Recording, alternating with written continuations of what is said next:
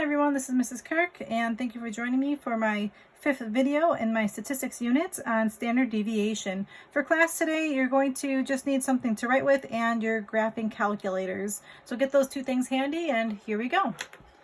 All right, so here's the where we left off. We're on page 7 of our notes packet, so if you could find that page. And just with anything else, if you feel like you'd like to pause the video to get caught up, please do so. So one of the things I wrote on the very top of my notes here was that you want to press Stat again and go over to the Calc menu and choose that one var stats and press Enter. So we're using the same keystrokes that we used earlier this unit when we were doing our box and whisker graphs. We haven't entered any new keystrokes.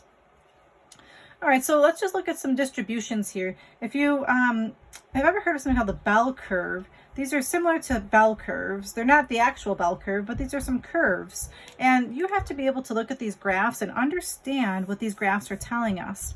For this first example, do you remember what this symbol means? You got it. This symbol stands for the average or the mean. I'm going to write that word down. This is the mean. So the mean is the middle number of this particular curve. It's the middle number of this particular curve, and it's the middle number of this particular curve. Just for the sake of it, I'm going to number this curve 1. This will be curve 2, and this could be my curve 3. So all 3 of these curves have the same mean. And that tells me, they tell me that right here. They all have the same mean, but they have a different standard deviation. I haven't talked about what a standard deviation is yet, but the mean, in this case, is the average, and the average is the middle of each of these curves. Let's look at this distribution. This one, they have 3 different averages. See, the average of this bell curve is the middle of this bell curve. The second average is the average of the second bell curve, and the third average is the average of the third bell curve. So they all have different means, but this time they have the same standard deviation. So let's talk about what that means about these graphs. Well, what do you notice about all 3 of these particular bell curves? They're the same height, the same width. That's interesting. What about these bell curves? They're different heights and different widths. Standard deviation tells us how wide spread out the data is. These all have the same standard deviation, so all of my bell curves are the same width apart. But over here, they have different standard deviations, so they have different widths apart. So at our level, let's write down what these definitions stand for again. So the standard deviation, let's write this out in words.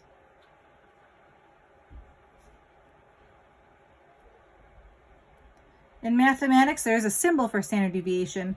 It's a lowercase sigma with an x.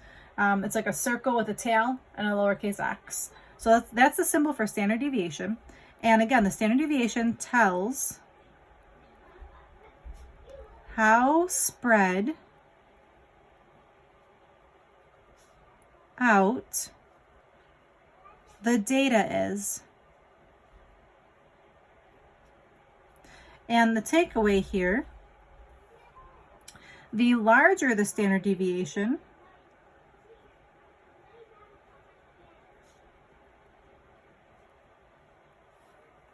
the more spread out the data is. Oops.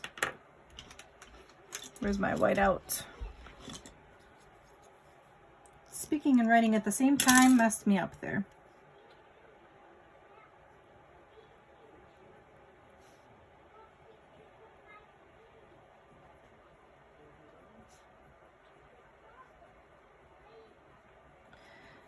And the opposite is true as well. The smaller the standard deviation,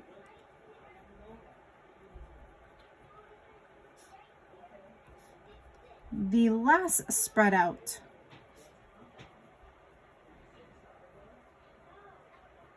the data. So if it's got a big standard deviation, the bell curve is going to be really wide. If it's got a small standard deviation, the bell curve is going to be really small together here. So if I'm looking at this particular example, number 1 here, I would say number 3 has the smallest standard deviation, and number 1 here has the largest standard deviation. because it's the bell curve is the widest and this bell curve is the narrowest. Okay, so let's keep on going. Question number 3 here says it says find the mean and standard deviation of the Jefferson Valley Bank customer waiting times. Those times in minutes are listed below. So we've got Monday and we've got Tuesday. All right, so next to this, I'm gonna write down the mean and the standard deviation. And I'll do the same thing for Tuesday, the mean and the standard deviation. Now, how can I calculate those things? Pretty easily. It's all coming back to my graphing calculator. So at this point, we've been practicing using our calculator steps to type into our calculator. I'm going to continue using those steps. And again, pause the video at any point in time to get yourselves caught up. I'm going to Stat, that's this button here, Stat, choice 1 for Edit. I need to clear this list. To clear a list, I'm going to arrow up until L1 is highlighted. I'll push this button here that says Clear, and then Enter. It clears my whole list. Now I'm going to type in my list for Monday here and push Enter every single time. 6.5, Enter, 6.5, Enter, 6.7, 6.8, 7.1, 7.3, 7.4, 7.7, 7.7, and another 7.7. So my calculator says L11, which means I put 10 numbers in. 1, 2, 3, 4, 5, 6, 7, 8, 9, 10. Just did a quick double check. Now again, grab your calculators, pause the video, and see if you can type this in as well. I'm going to do this set of data first. So I'll go back to my home screen, and to do that, I'm doing second mode or second quit. I'll go to Stat, highlight Calculate, and I'm picking that one variable statistics, so choice 1. I only need an L1 because I did not put a frequency in, so I'm going to arrow down to Calculate and push Enter. My mean is the first number, 7.14, so I'm going to write that number down. The standard deviation is this number right here on my calculator. See, it has a sigma and the x. And for the sake of it, let's just do this to 3 decimals. 0.49, oops, I looked at that wrong. 0.465.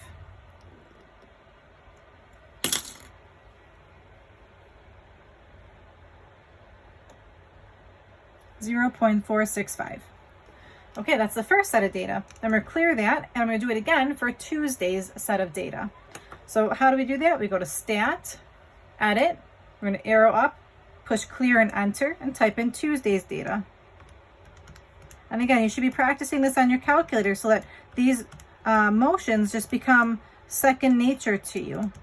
When it comes to your final exam, you're expected to be able to type this stuff in, and nobody can help you find these keys on your calculator. You need to practice them now so you know how to find them yourselves. All right, so I've got my numbers typed in. I do second mode to go back to my home screen. Stat, Calculate. I want my one variable statistics. I'm going to arrow down to Calculate.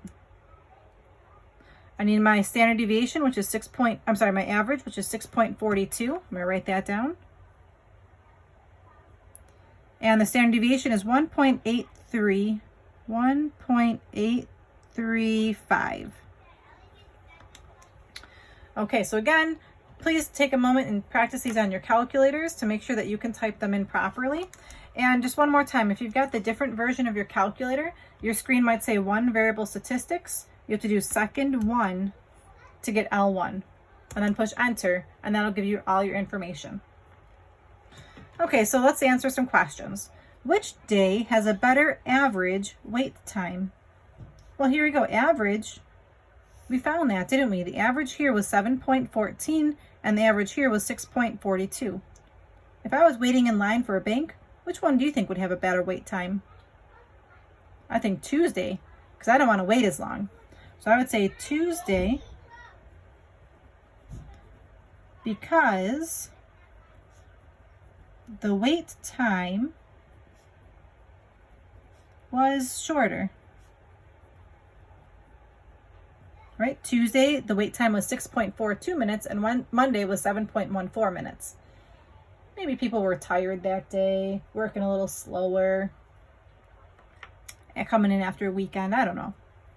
Which day has times that vary less? That word vary. So variation is how spread out the data is. So when you see that word vary, I'm looking at the standard deviation. So which one has a less variance? Which one has a smaller standard deviation? Monday. So I would say Monday because the standard deviation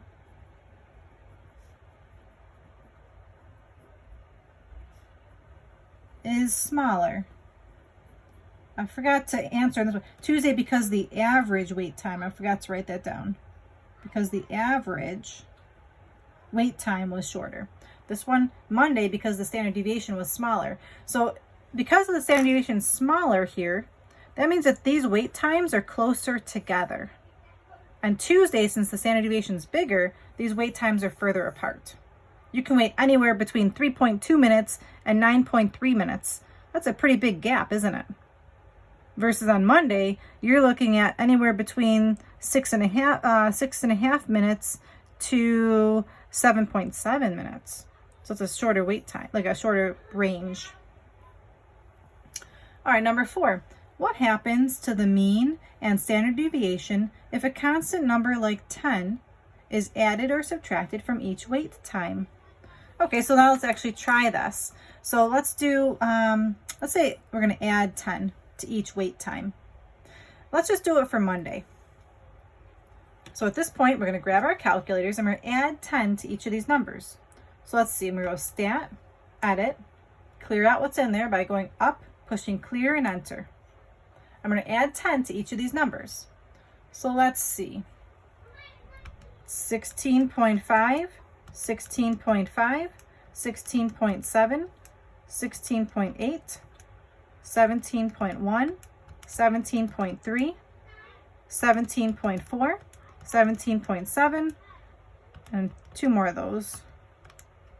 Again, I'm doing this intentionally so you have a lot of practice typing this into your calculator and getting these keystrokes down. It's not enough just to watch this video. You need to get your calculators and practice this yourselves. So please pause the video and type that yourself. Now I'm going to go second mode to go back to my home screen. Stat, Calculate. I want my one variable statistics and go to Calculate. Let's see, the average now is 17.14. Well, the average was a 7.14. So what happened to that average? The average wait time went up 10 minutes as well. What about the standard deviation? The standard deviation here on my calculator is 0.465. The standard deviation here is still 0.465. Well, why do you think that's the case? Again, the standard deviation tells me how spread out the wait time is. Just because I added 10 minutes to each number, the wait time is still spread out the same amount. The range is still different. It's still the same. It's just a longer wait time. So that's why the standard deviation stayed the same when I was adding. So I'm going to write down what happened here. So what happens to the mean? For the mean, I'm using my math notation here, my math symbol. The mean, it goes up or down by the constant. So in this particular problem, my mean became 17.14 and my standard deviation was 0.465. So the mean went up by 10, but the standard deviation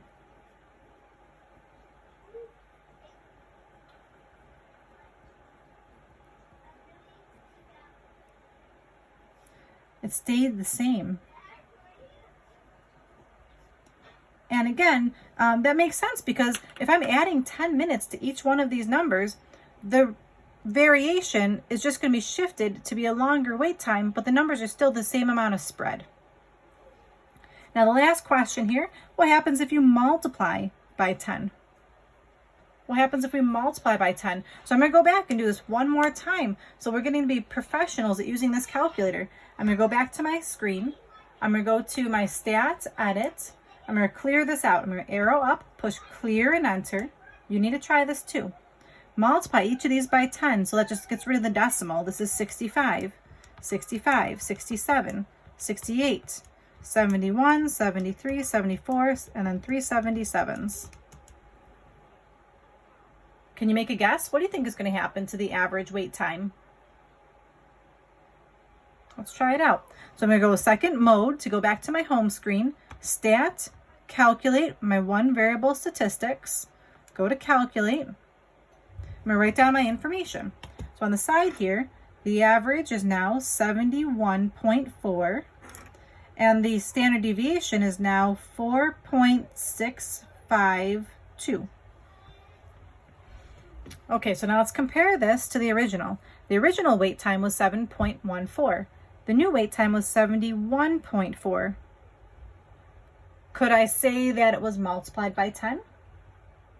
You sure could. What about the standard deviation? Was that also multiplied by 10? The original was 0.465 and the new was 4.65. That was also multiplied by 10. So it's interesting, when you add, the mean goes up and the standard deviation stays the same, but when you multiply, they both were multiplied. So I'm going to write down what happened here. So for this particular example, the mean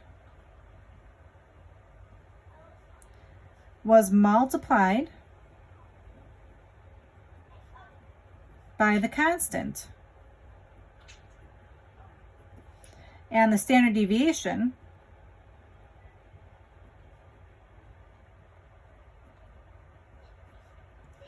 also multiplied by the constant.